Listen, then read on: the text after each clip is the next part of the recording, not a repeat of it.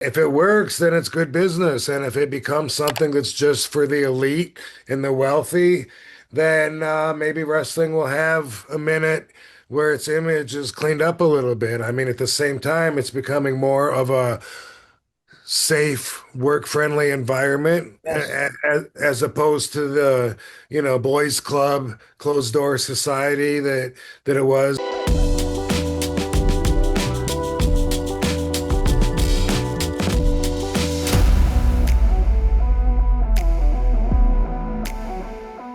Two more things I want to talk to you about, and of course, Sabu is one of them. But What's the other one, Bill? well, a lot of fans are bitching and moaning Oh, WWE, and haters. they're all knocking Triple H, where he's in a position where now that the company has been bought by TKO, he's still the head of creative, and they're putting out so much product and so much stuff, and he is taking the brunt of all the internet fans knocking everything about WWE, that he can't do this and he can't do this when he's trying to put, all this stuff together. And he's got staff, of course, doing this all. And the big thing now that everybody's complaining about is that in 2 years, WrestleMania and Royal Rumble this coming year are going to be in Saudi Arabia. So the fans that used to go on vacation to Las Vegas, they're not going to go to Saudi Arabia probably. Same thing with the Rumble, but they're all blaming Triple H for this. And they're saying You put an R on the end of Arabia. Arabia. That's what he said. I just want you to be My aware. apologies. It's a funny thing you people from that part of the country do. You said Saudi Arabia. Saudi Arabia.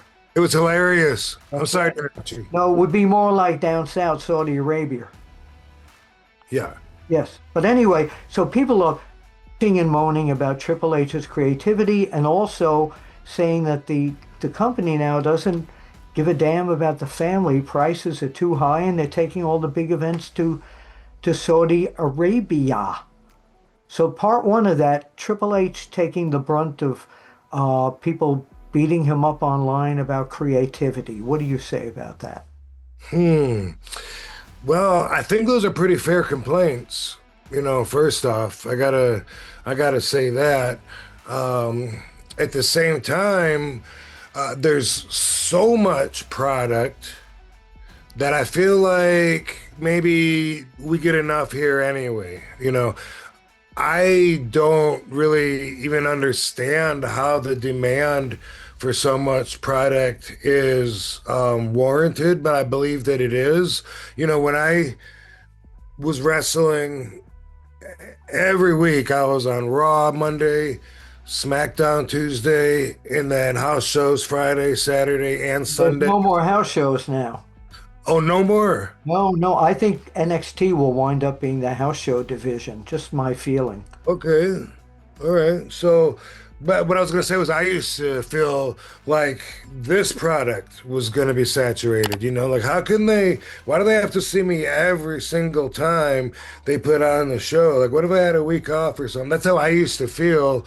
And then, thinking about the overall product, wrestling in general, I would think like there's so much wrestling on in a week. And then at that time, we were only doing 2 hour Monday Night Raws, and then they didn't start doing 3 hours till I left, and I thought, no way.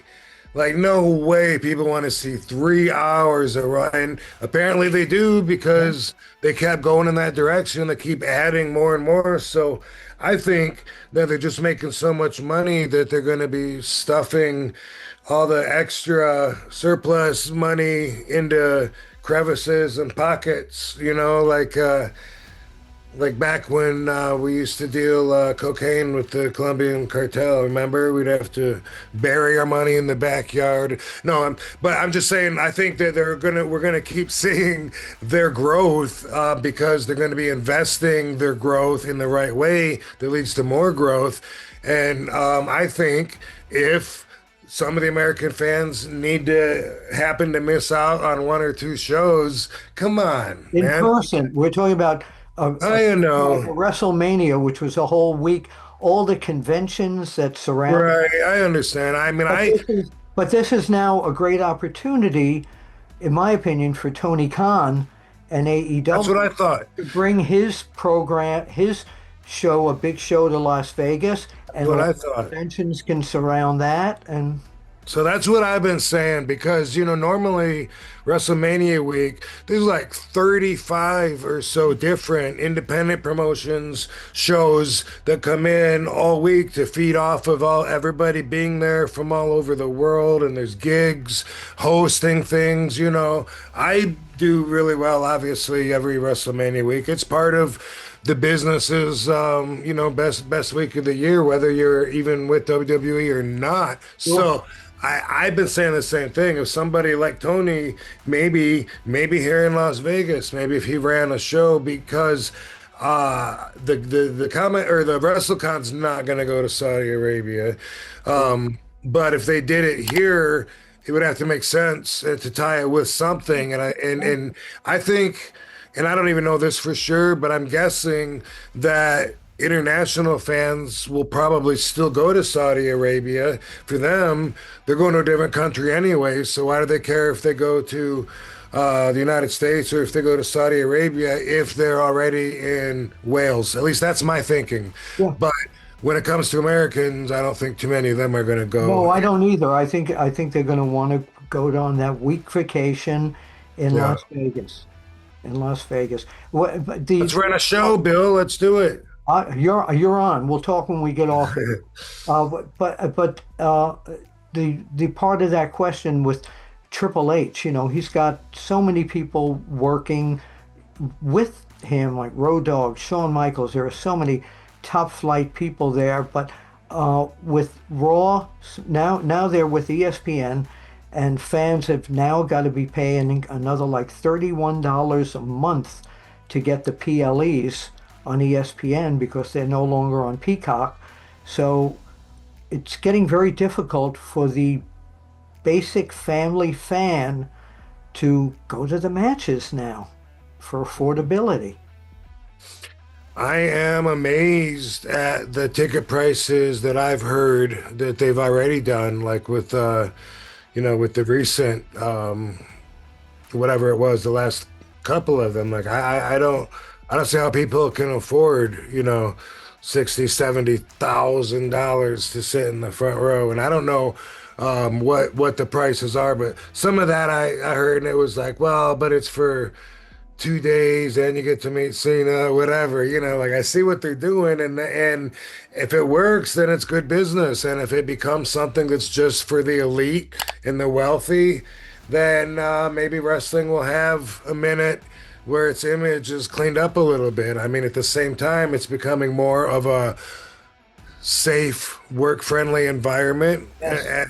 as opposed to the, boys club, closed door society that it was, back when we both got into it. And Do you miss that? Do you miss that? Because I do at times. well, I do. That's where I think my perspective is gonna stay. I think, unless there's a reason to change, but like it makes it hard to enjoy today's product when the reason is a lot of times blatantly just the fact that they don't follow old school anymore. Like sometimes it's hard to watch it and not just say, dude, just hey. You're not stuck. Unwrap your legs. But not even just with their moves, but with their whole don't worry about protecting the business anymore. That Never. alone, yeah, it's really like that alone. And that was the number one rule, no matter what, to protect the business. That means if setting up your move exposes it, you don't do it. Talking, you don't do it. Bringing people into the dressing room that are, friends that aren't in the business. It meant everything back then, and now it seems outdated to push those values, even though it seems like they're still respected, even if they're not followed. So it's weird. Yeah, no, I totally get that. And the thing like ESPN Plus to ask the basic fan to pay another $31 a month. A lot of money for the middle class family. and that's for one pay-per-view, and then watching basketball and drag racing. Yeah, but I see, like, I don't watch any of the other stuff. I just watch. Me either. Me either. I have DirecTV, and I keep thinking someday I'm gonna look at it and see if I can downsize because I got a million ESPN channels. I don't watch any of them. So, Yeah, uh, I get it. I get it. So one of the reasons, the main reason we came here today is I don't know what to say about Triple H. You know what I mean? Like he's in that position where wow, what a position to be in. If everything is great, you're gonna get credit for it. If everything looks bad, you're gonna get credit for it. But you're right, he's got a lot of help, and you need to be able to delegate and have a support team. When you're in a position that important anywhere, I feel like even if you got the final say so, you can only juggle so much. So I'm under the impression, I mean, I haven't really tuned in to the hate recently to see good. what everyone is specifically about, but it looks to me like WWE is doing really well. And if the fans want WWE to do less better business to accommodate them, that's kind of a weird thing to ask too, right? It is. It is. And recently, Cody Rhodes had said on an interview, and I forgot who it was with, that eventually, if Triple H is um, past his day and he's not there anymore, Cody Rhodes would love to slip into that position. Wow. And look at the background he has, of course, from growing up in the business with Right. one of the most creative people ever in the business. I mean, it's you can't say no, I can't see it. Yeah. I mean, that's no way. Of course you can see it. And look at yeah, I mean Dusty. I worked for Dusty back in '92 Yeah. at WCW, Yeah, I hadn't thought of it, but I definitely can see it. And I love Cody. I think he's awesome. So, but I don't know if I mean Triple H could do it another 30 years if he wants to. Absolutely, sure, definitely, definitely. Um, your brother, and I've known him since he was a teenager as well, Sabu. We both miss him very, very much. I know all the contact you had with him. I had contact with him all the time as well. I was there when Sheik, not the Iron Sheik gang, the original Sheik, introduced me to you and he way back in it was Detroit, I believe it was. And I've known you both since then, and still, like Hogan, I still can't believe that Sabu is no longer with us. But there's something that is bringing back his memory that I'd like you to talk about. Yeah, we made a documentary of him, and Who is we? Who is we? well, okay, so myself and Joe Clark, we are the team that brought you the classic movie Headstrong, Mhm. which is on Amazon, which is about RVD and about concussions. If you haven't seen it, that was Joe and I's first movie venture. He's a filmmaker. He's done a lot of other really great stuff. One thing to look up is Alta Vista if you want to see a non-documentary acting role. He directed, wrote it, acts in it, and it came out so good that I love bragging on that. But anyway, we did Headstrong together, and that was about me. It was very important to me, so I was doing frame by frame directing as far as like with the editing, like hey, no, this the music needs to stretch out, until the fade, goes away. I mean, this super important. With this one, Joe and Sabu worked a lot alone together.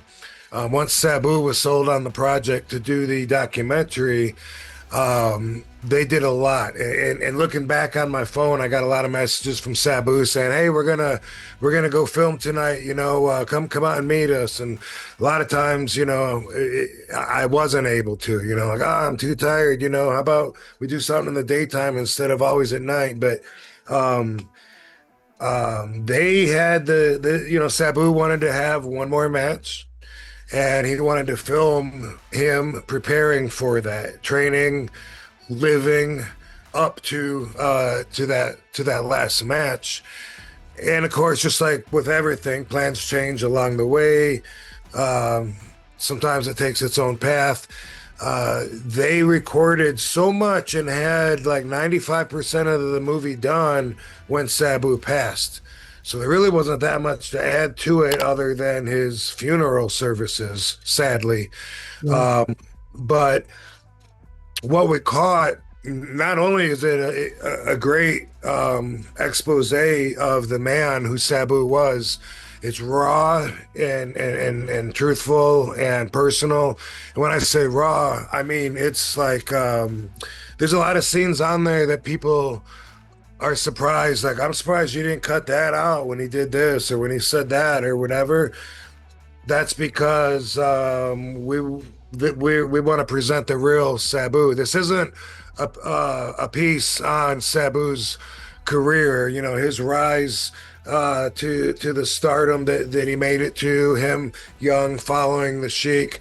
It's very much this man today, right now, where he's at in life, and you get to learn how he got there and what he means to people that see him and interact with them. And you get to learn what wrestling means to Sabu and what the fans mean to Sabu, and definitely what this last match means to Sabu. And by the time he gets there to that last match, now, of course, he's feeling more motivated. And after the match, he told me he wanted to work with me, and he told Fonzie to work on setting this tour up for them to go to Japan. And he felt remotivated, but at the same time, he said if it's his time to go, he's ready to go.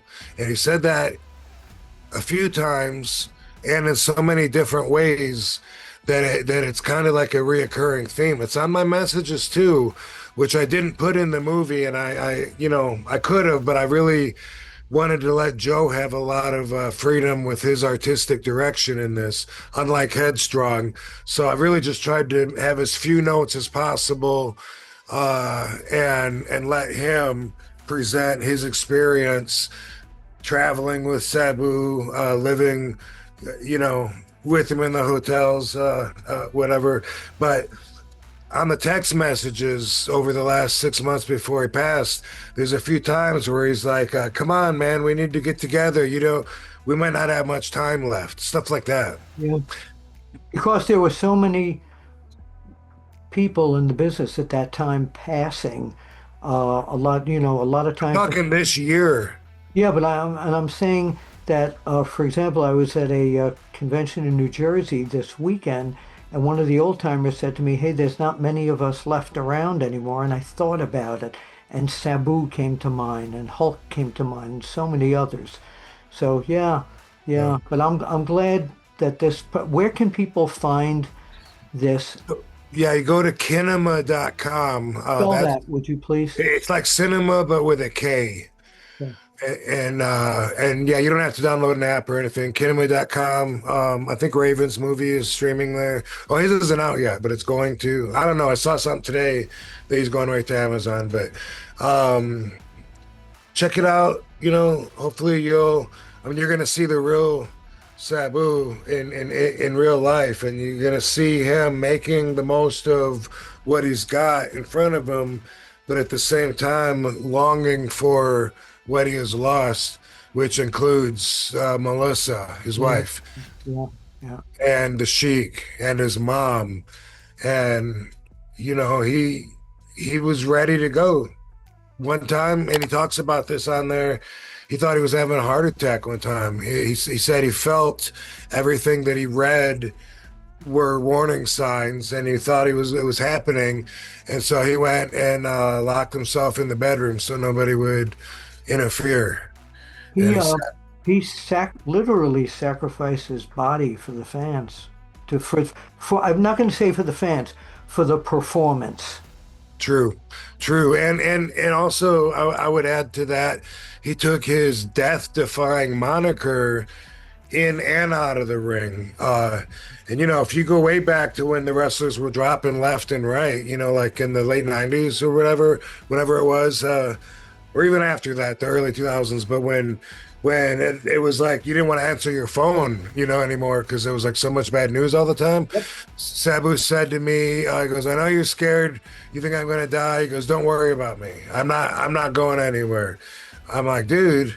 He's like, I'm stronger than everybody else. Don't worry about me. I'm not going anywhere." And at first, that sounded like BS, like, come on, dude, talk about denial. But I got to tell you, after seeing so many gurney rides to how many times did he take the ambulance to the hospital and wake up, or how many times did people carry him out of restaurants, or did he pass out in front of people at conventions or whatever? But through all that, after a little bit, man, he started convincing me, and I started believing him, and for 30 years, he was death defying, and I didn't expect him to go anywhere.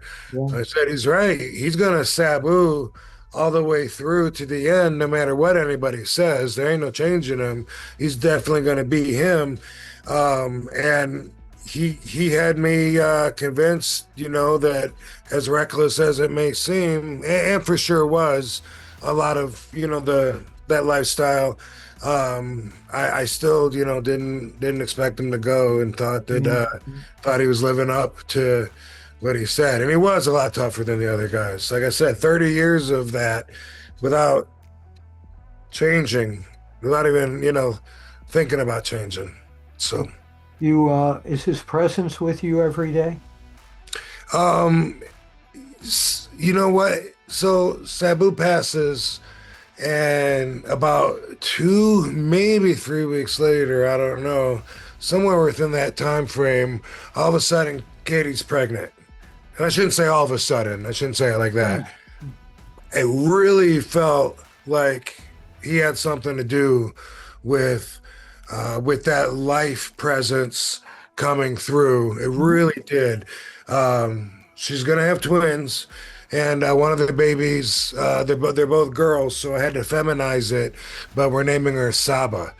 Oh, And, that's and wonderful. yeah, and that is Sabu's energy with me every day. Right now, it's in her belly.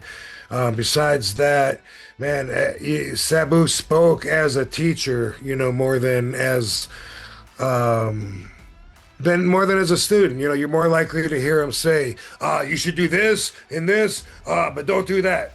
You're more likely to hear him just direct that than say, "I wonder why, when it's raining, why the clouds," like that And wasn't the he got Sabu that he got that from his uncle, from Sheik for sure. Yeah. as well as I knew Sheik, he was the same way.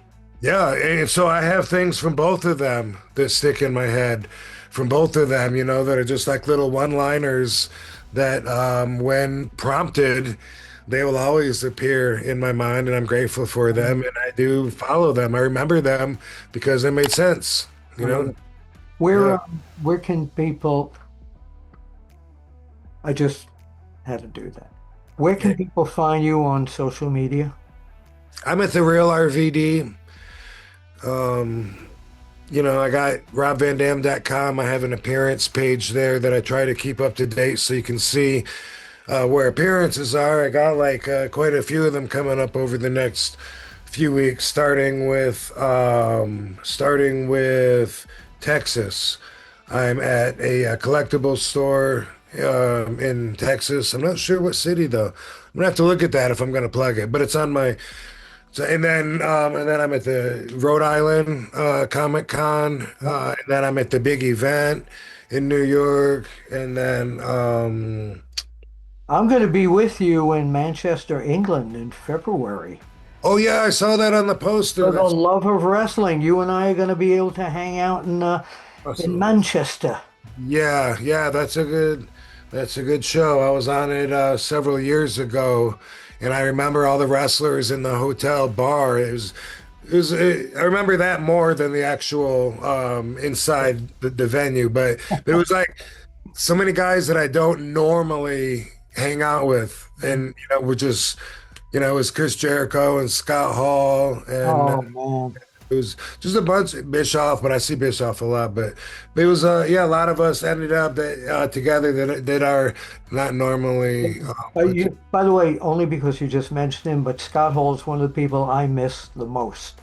He would go through, he would come into a hallway of a dressing room where all the boys are hanging out, like at a convention somewhere, and he'd always come right over to me and give me a hug. Always, always. So, yeah. Yeah, yeah.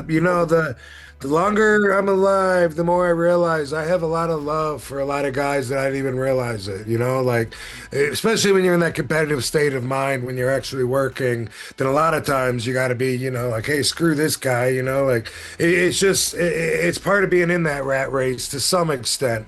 Some guys more than others, but now not having that perspective, I'm able to, when someone pops up in mind, we're talking about them, thinking about them, whatever. A lot of times I've realized, like, wow, I really love that guy. And I never really thought about it that Yeah, much. yeah, yeah.